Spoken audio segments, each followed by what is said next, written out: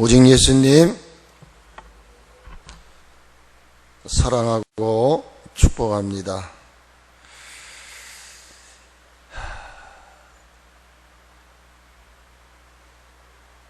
일기예보를 알려드리겠습니다. 폭염수로 힘을 키운 하이선, 위험한 태풍 조심, 부메랑처럼 씌워져 한반도 직격, 매우 강한 강도로 성장해서 풍대 최대 풍속이 176km, 발생지는 태평양, 이런 내용이에요. 제가 이 말씀을 드리는 것은 연일에서 태풍이 지금 3개가 올라오고 있잖아요. 바비, 마이삭, 하이선. 저도 인간이기 때문에 염려를 많이 했습니다. 그리고 기도했습니다. 풍랑의 방향을 조절하시는 분도 하나님이시고, 태풍의 그 세기도 조절하시는 분이 하나님이신데, 하나님, 방향을 좀 바꿔줄 수 없겠습니까? 아니면 그냥 한반도를 통할 수밖에 없다고 한다면 강도를 좀 약하게 해주실 수는 없겠습니까? 기도를 드렸습니다.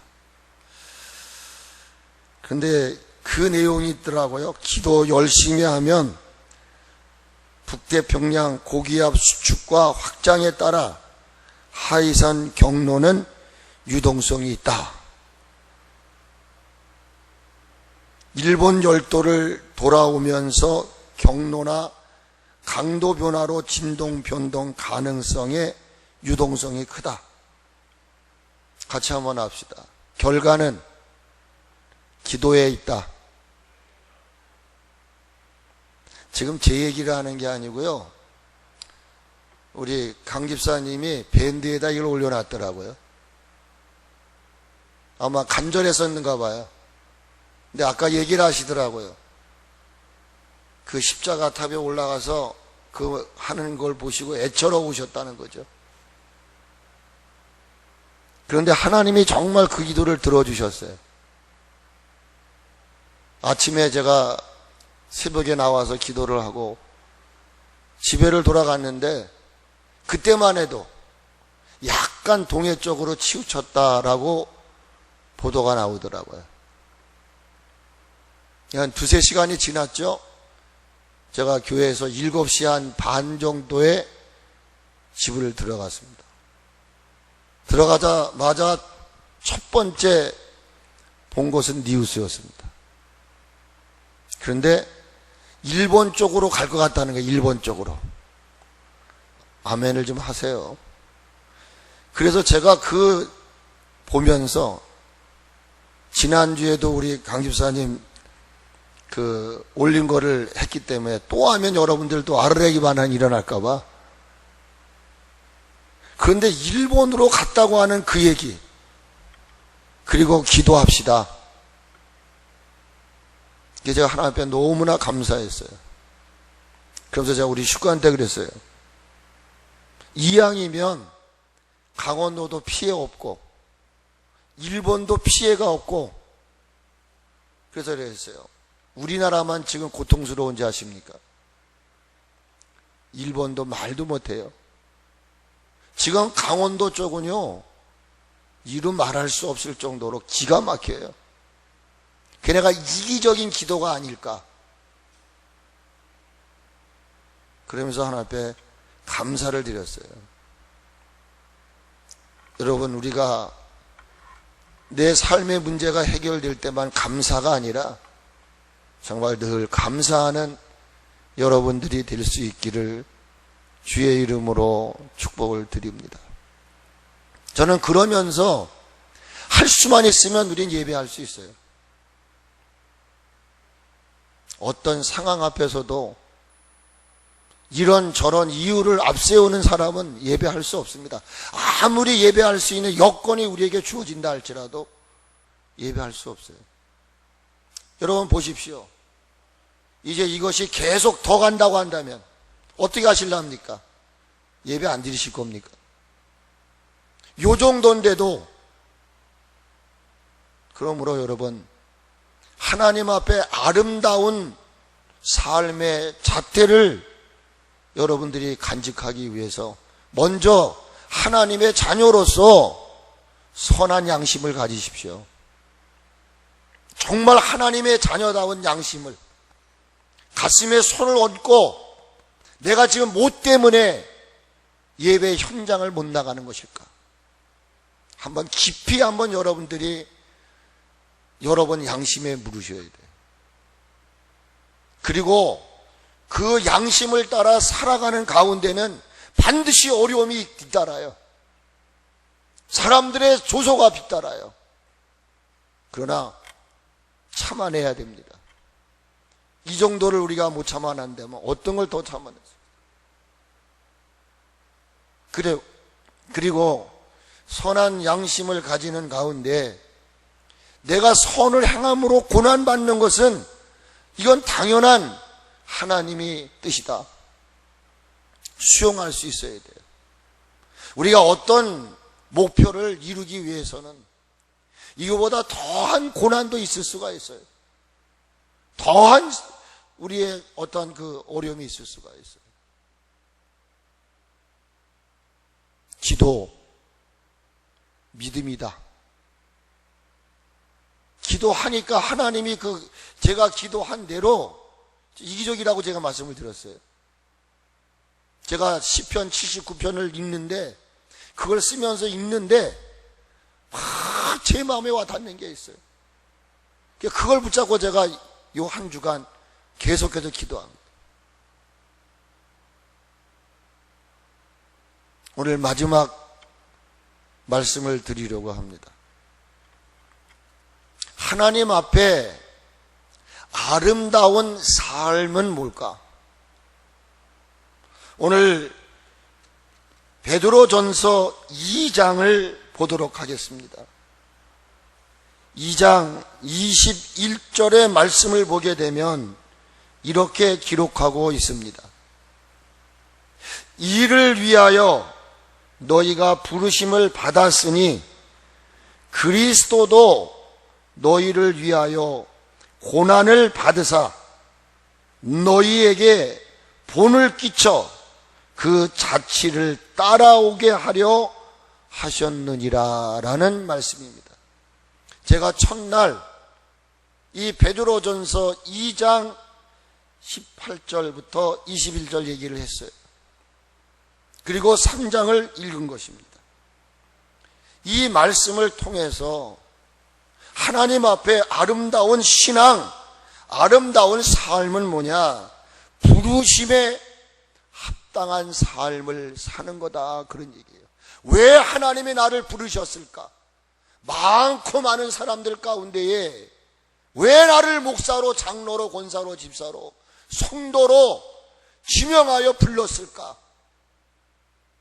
이거를 여러분 바로 아셔야 돼요.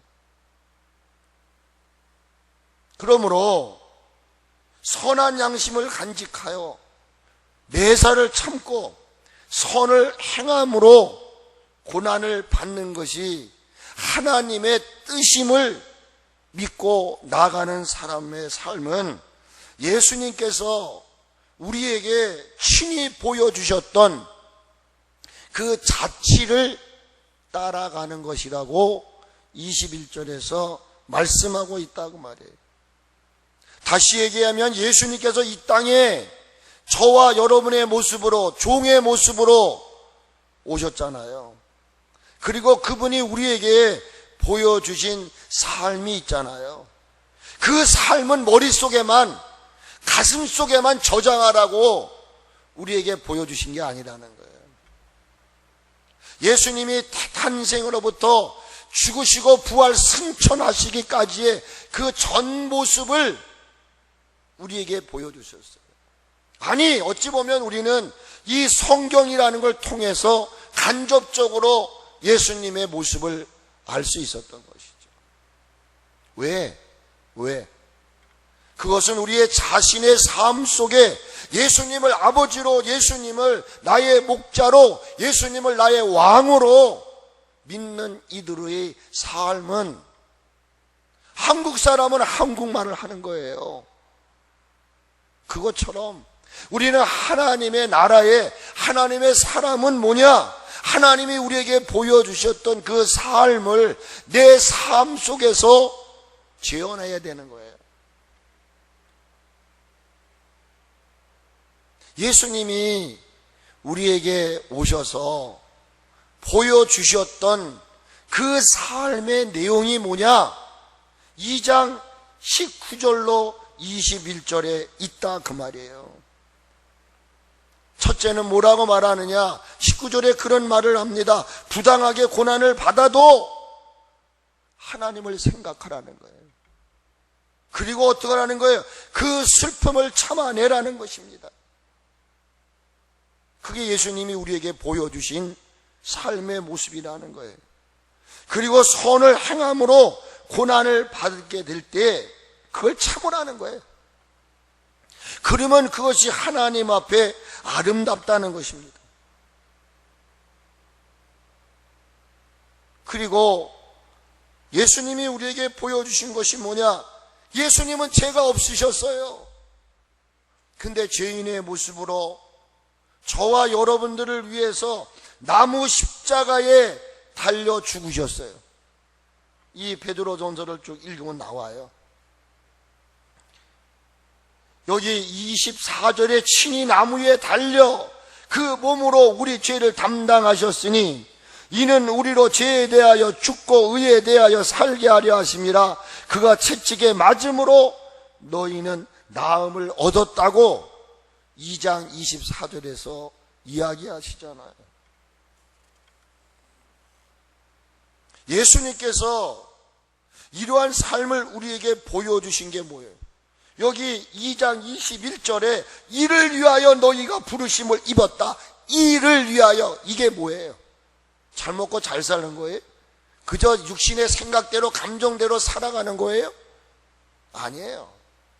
예수님이 우리에게 보여주셨던 이 19절로 20절의 말씀을 종합해서 이를 위하여, 한마디로 고난이에요. 예수님이 가신 그 자취를 우리로 하여금 따라가게 하시려고, 그래도 너는 따라오겠구나, 그래도 너만큼은 어떤 어려움과 시련이 있어도 너는 나를 부인하지 않고 내 간 길을 따라오겠구나 하고 주님이 나를 믿고 많고 많은 사람들 가운데 그래도 뭔가 믿음직스러워서 우리를 선택하시고 우리를 불러냈다는 거예요. 그리고 나도 이 길을 갔으니 너도 가자. 제가 새벽 예배 때 그런 얘기를 했습니다. 사도 바울이 고린도 교회에 나를 본받으라, 내가 그리스도를 본받은 것처럼 너희들도 나를 본받으라. 사도 바울이 우리에게 보여주신 건 뭐냐? 너희도 나처럼 살아라, 나처럼 그렇게 하라. 그러니까 구원받은 성도된 그리스도인의 삶은 세상 사람들의 기대를 넘어서는 거예요. 우리 세상 사람들의 마음을 만족하게 하려고 이 땅에 많은 사람들 가운데 불러냄을 입은 게 아니에요. 그저 세상 사람들의 기대를 채우기 위해서 우리는 이 땅에 태어난 게 아니라는 거예요. 우리는요, 적어도 이 세상 사람들의 기대와 바램과 소망을 넘어서 하나님을 기쁘게 해드리려고요.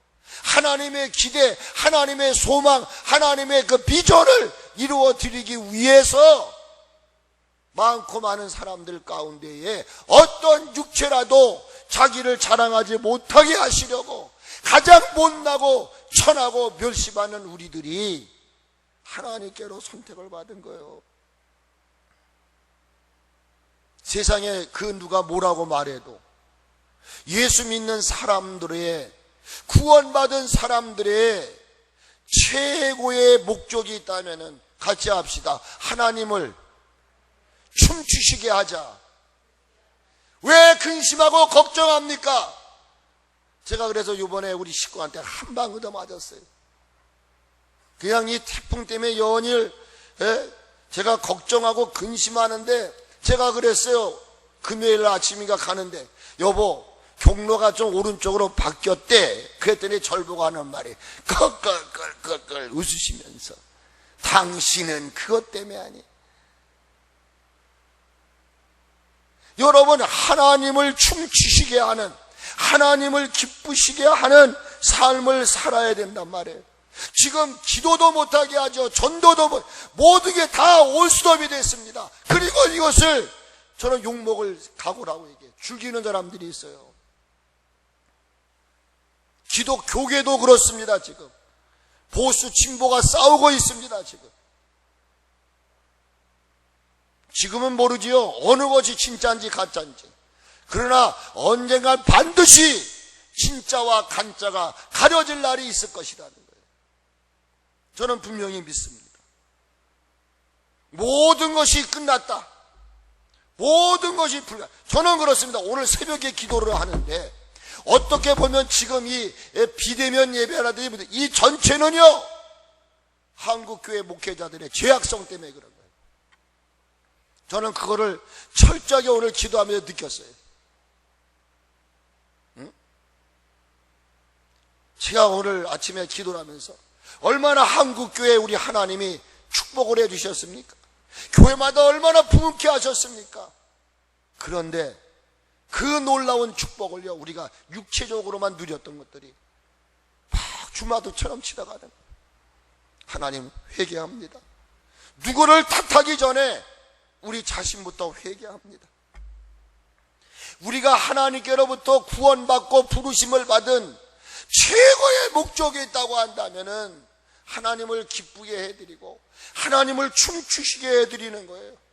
그런데 나부터도 기도, 전도 모든 게 다 스톱이 됐잖아요. 그런데 주님이 이렇게 말씀하시는 거예요.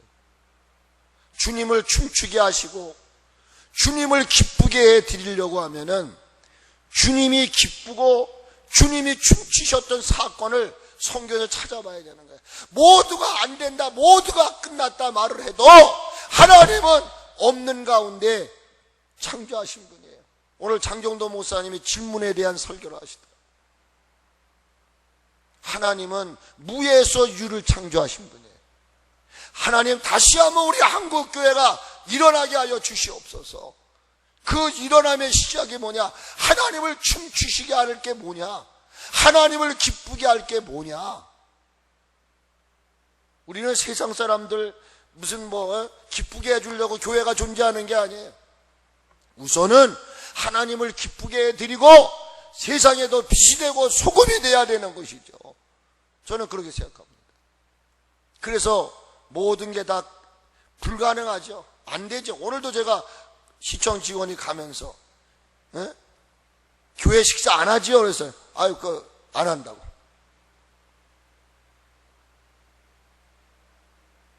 안 하는 게 다가 아니잖아요. 어쨌든 그 하나님이 춤추시고 기쁨의 핵심이 뭘까?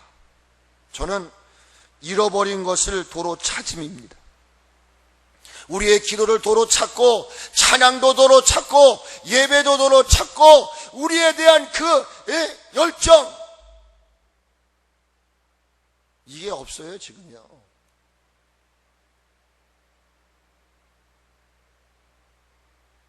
한 영혼이 하나님의 품에 돌아왔을 때 하나님이 춤추고 가장 기뻐했던 게 뭐냐? 그 죽었던 아들이 돌아왔을 때 아버지 곁을 떠나다 모든 것을 탕진하여서, 저는 하나님 지금 한국교회가 다 탕진해버렸습니다. 다 끝났습니다. 야성을 잃어본 지는 오래됐고요. 이런 아우성 속에서 정말 한국교회를 살려야 되겠다고, 이 민족을 살려야 되겠다고 생명을 내건 사람이 없어요. 지금 한 교회가 어저께도 보니까 제가 그걸 다 보고 잤어요. 일부러. 그것을 알고 싶다.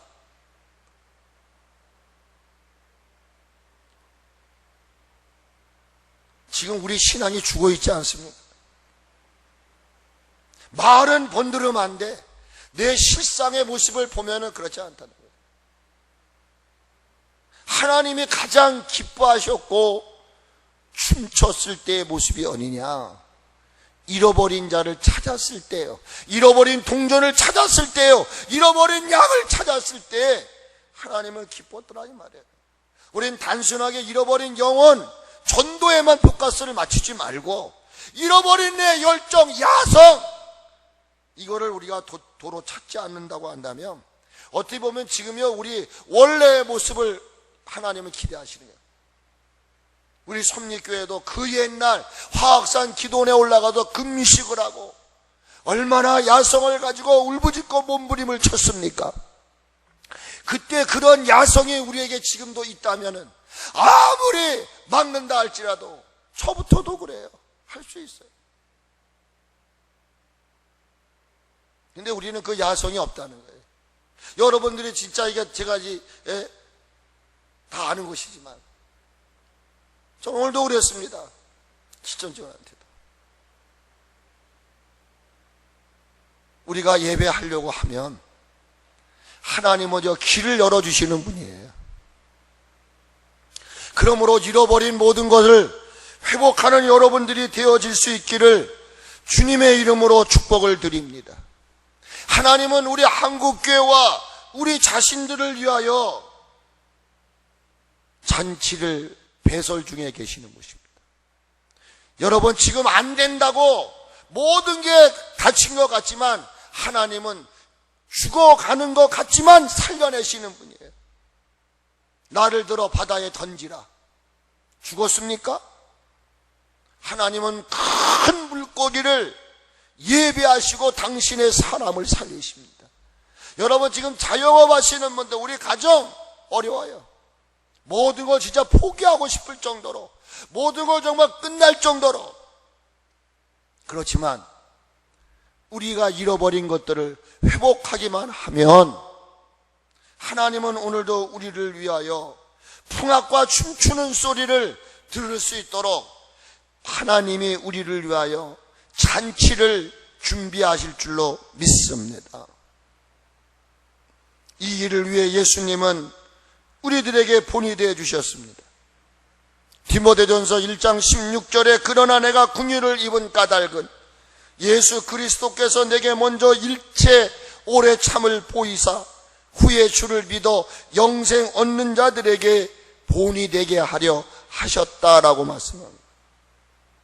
부당하게 고난을 받고 선을 행했는데도 고난이 가해질 때 예수님을 생각함으로 인내하고 참아야 한다는 말입니다.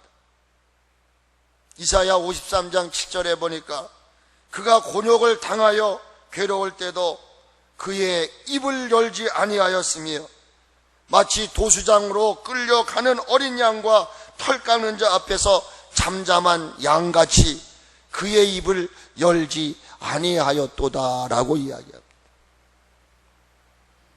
저는 요즘에 너 무조건 잠잠하고 기다리고 감사만 해라. 아까도 얘기했지만 태풍이 연일 내리칠 때 참 많은 걱정도 했어요. 염려도 했어요. 근데 그 염려, 근심, 걱정이 나에게 무슨 유익이 있습니까? 그래서 제가 한 방 맞았다 그랬잖아요.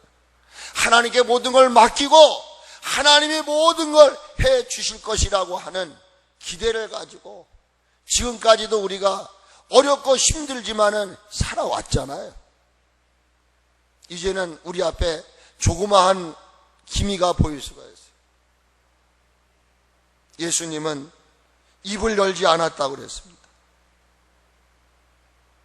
예수님은 그저 우리를 우리들 곁에서 우리를 도우시고 격려하시는 뿐만이 아니에요.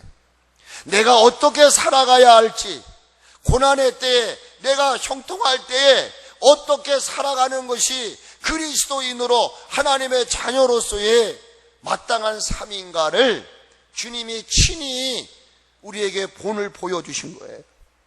너 이럴 때는 이렇게 살아라. 이럴 때는 이렇게 살아라. 우리가 우리가 그거를 부정할지 몰라요. 하나님은 우리의 삶의 구석구석, 우리가 하나님의 사람으로서 이 세상 가운데 살아가는 가운데 너는 이렇게 살아야 돼.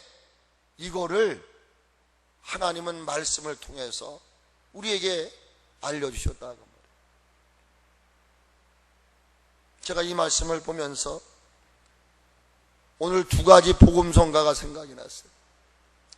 그 하나는 이런 거였습니다. 낮엔 해처럼 밤엔 덜처럼 그렇게 살 수 없을까? 욕심도 없이 어두운 세상을 비추어.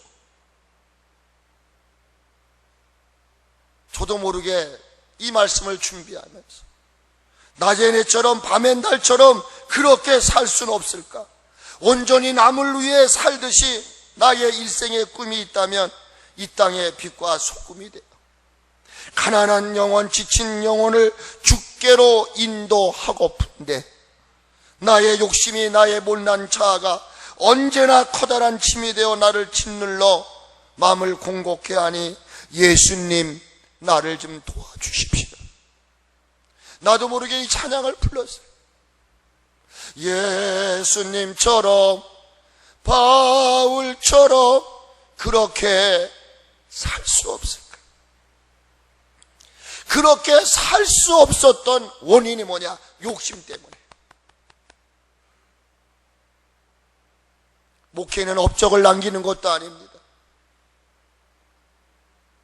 그런데 목회자인 나 자신부터가 하나님께로부터 받은 사랑, 은혜를 제한 없이 쏟아내야 되는데 그렇지 못하고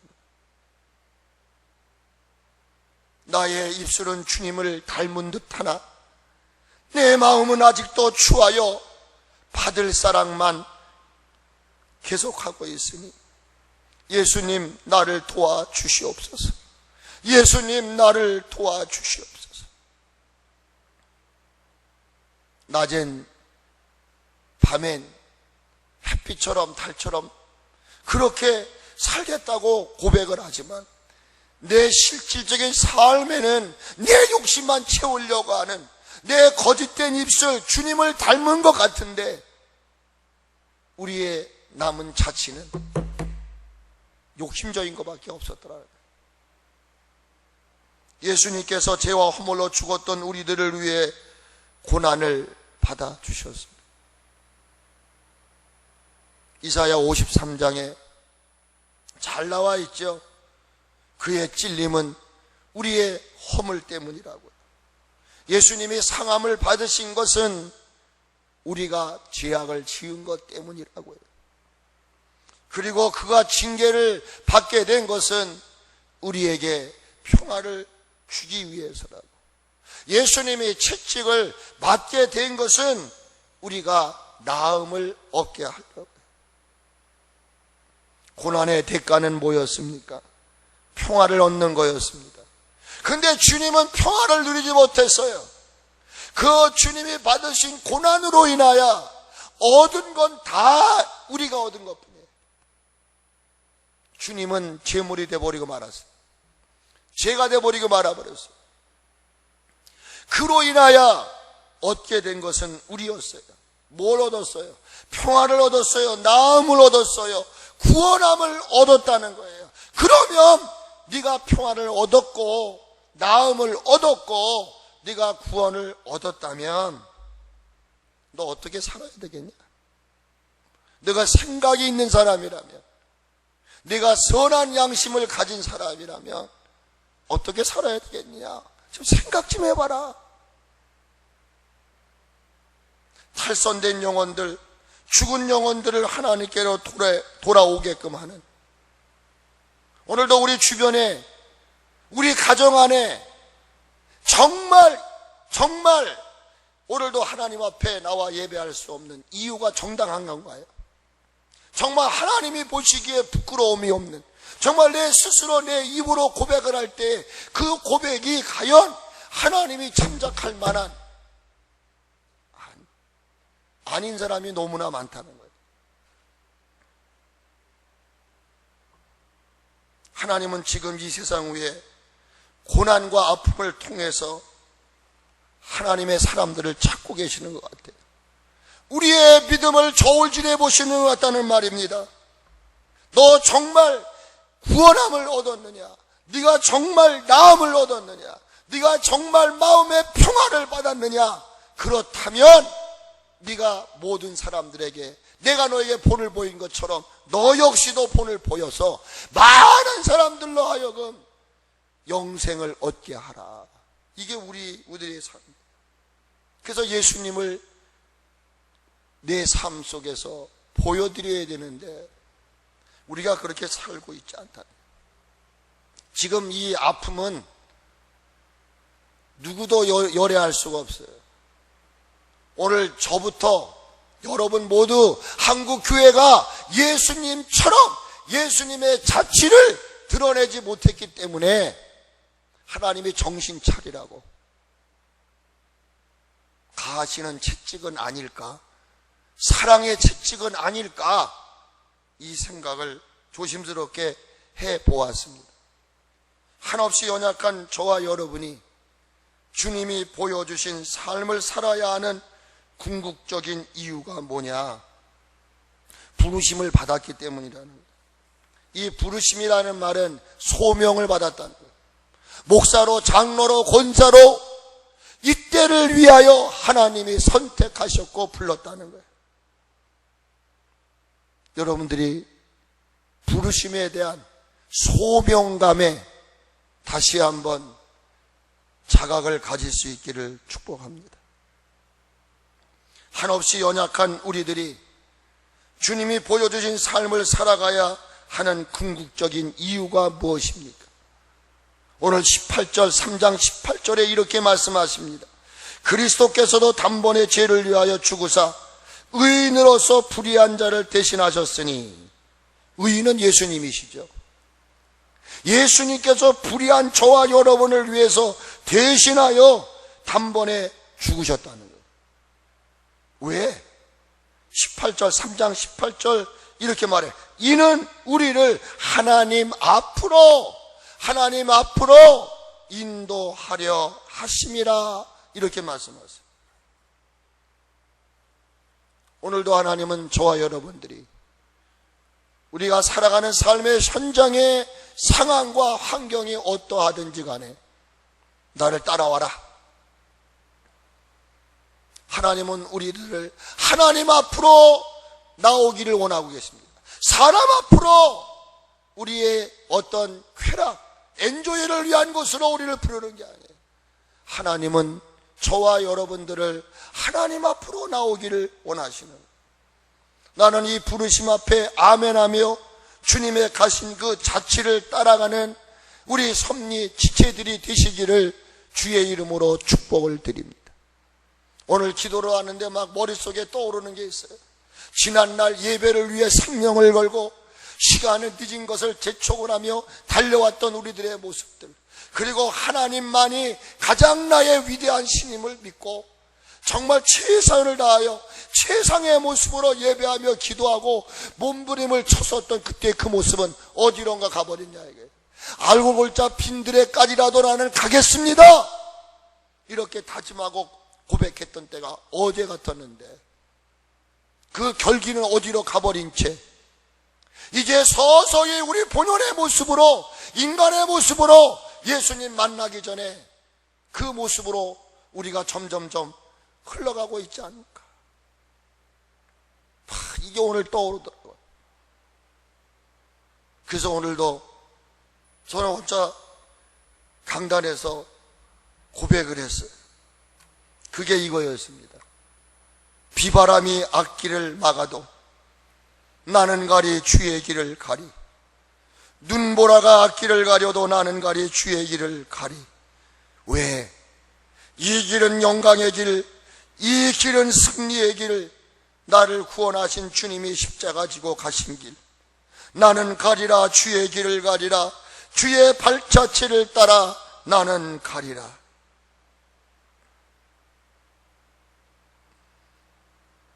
사랑하는 성도 여러분, 우리 섭리교회 지체 여러분, 내 앞에 어떠한 일이 있을지라도 주님은 말씀하십니다. 뒤를 돌아보지 말아라. 소돔과 고모라 땅에 뒤를 돌아보지 마라. 뒤를 돌아보면 너는 죽는다. 우리는 어쩔 수 없습니다. 우리 안에 DNA는 가는 사람들입니다. 나는 가리. 주의 길을 가리. 그 어떤 것들이 우리들을 가로막는다. 모진 비바람이 우리를 가로막는다 할지라도 가야 돼요. 여러분들은 노새 처가 되지 마시기를 바랍니다. 소금 기둥이 되지 않으시기를 축복합니다. 아무리 이 땅이 다 부패하고 망하고 파산될지라도 여러분들은 하나님께로부터 구원함을 얻는 은혜가 있기를 축복합니다. 디모데 전서를 한번 보세요. 좀 오늘 시간이 돼도 요 말씀 한번 더 드려볼게요. 제가 지금 이 소금 기둥 얘기를 하다 보니까 제가 지금 디모데 전서 1장을 강의하고 있습니다. 오늘 여러분 이 시대에 두 사람을 등장시켰어요. 20절을 보겠습니다. 1장 20절. 1장 20절. 우리 이성찬 장로님 한번 크게 한번 읽어보세요. 디모데전서 1장 20절.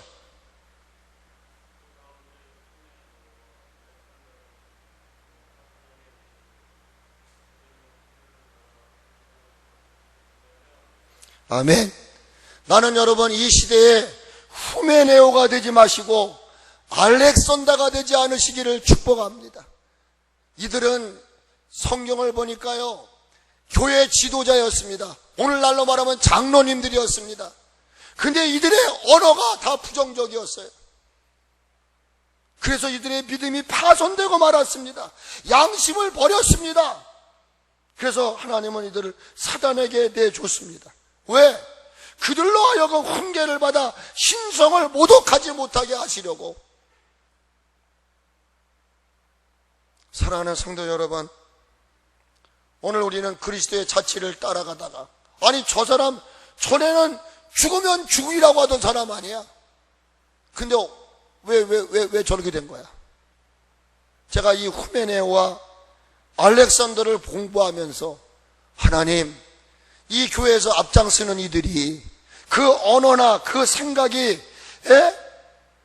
양심을 버리고 믿음에 관하여 파손된, 이래서는 안 되겠다. 여러분 모두가 이 마지막 시대를 이겨나가는 은혜가 있기를 주의 이름으로 축복을 드립니다. 결론적으로 그리스도의 자취를 따라가는 삶은 사랑의 마음으로 따라가야 됩니다.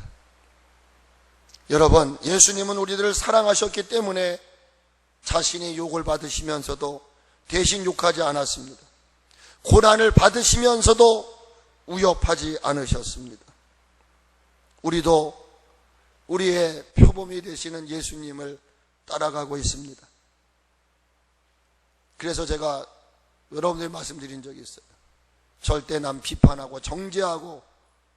그래서 요즘에 그 확진자들이요, 이사를 가야 된대요. 무슨 죄인인 것처럼. 여러분, 확진자를 미워하지 마세요. 보복하려고 하지도 마십시오.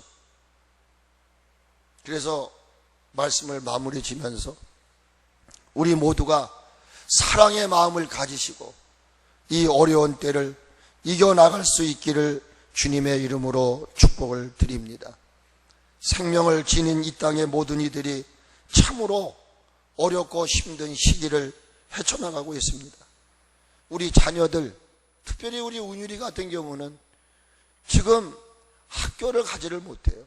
온라인 수업을 받아요.